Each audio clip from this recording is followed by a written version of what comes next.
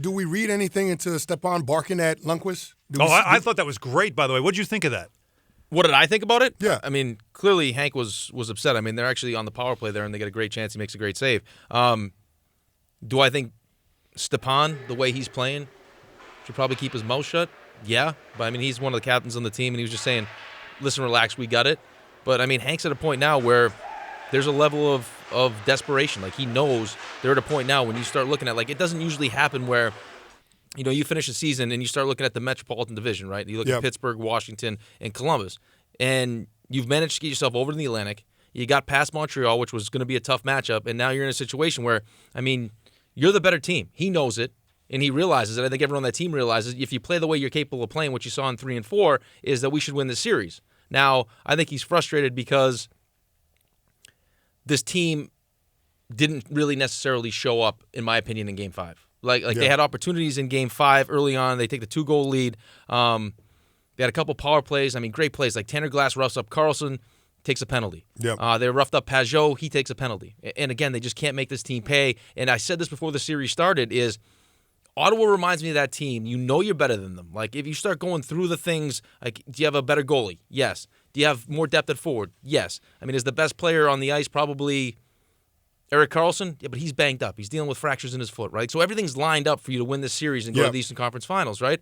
But Ottawa's that weird team where they're always in it. Like, they won't die. And it's like one of those games where you feel like you dominated the play. You look up, they've only had 24 shots, and you lost. And you're like, what the hell just happened? And I think if you're the Rangers and you don't come out in Game 6 and reestablish what you did in Games 3 and 4, you're going to regret the fact that this series should have been won. Things are taken care of. And I think just Henrik was reacting to the fact that he didn't like what he was seeing. Like, he was forced to make a couple unbelievable saves. There was a lot of traffic in front of him on the defensive zone. I didn't think the Rangers were very good in the defensive zone at all. No, they weren't. And that was one of the greatest saves. I will sit here and say this, one of the greatest saves of all time, in my opinion. The dive across. Because Stone tries to pass it back across the crease, and Burrows makes a great play. If you watch that play again, as he's standing right in the middle of the crease, Henrik has to go around him. So he goes around the front of him and dives over and makes an unbelievable save. So, I mean, you can say what you want about that last goal. I'm sure Henrik, because he's a competitor, would say, you know, the expectation is I make that save. Yeah.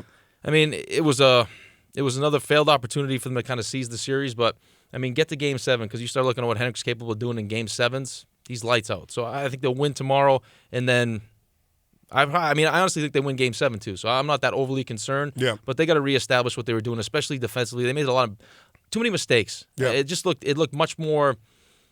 It looked sloppy compared to what you saw in 3 and 4. You know what I mean? Like, it wasn't the same kind of structure, the same kind of discipline you saw in Games 3 and 4. And how much of that, though, was to the Senators' credit? I mean, they were desperate, obviously, and they worked a lot harder. Well, you're going to get their best shot, absolutely. And you go 2-0. I mean, they're up 2-0 in that game. Guy Boucher was disgusted with how his team looked in 3 and 4. I mean, bottom line, though, is, I mean, if I love Michael Grabner, and I said he was my player to watch this entire playoffs, and he's shown up every single game, and he's been good.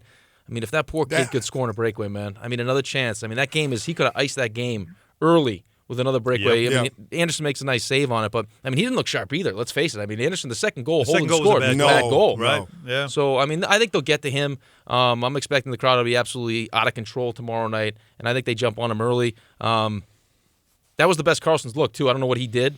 I mean, Karlsson was the difference in that game. Some of the stuff he's able to do, especially at the point. I mean, those cross-seam passes that he was capable of doing. He had 3 assists. I mean, that was the best he's looked the entire series. So they got to get back, be hard on him. But I'm not going to sit here and tell you that I'm overly concerned right now.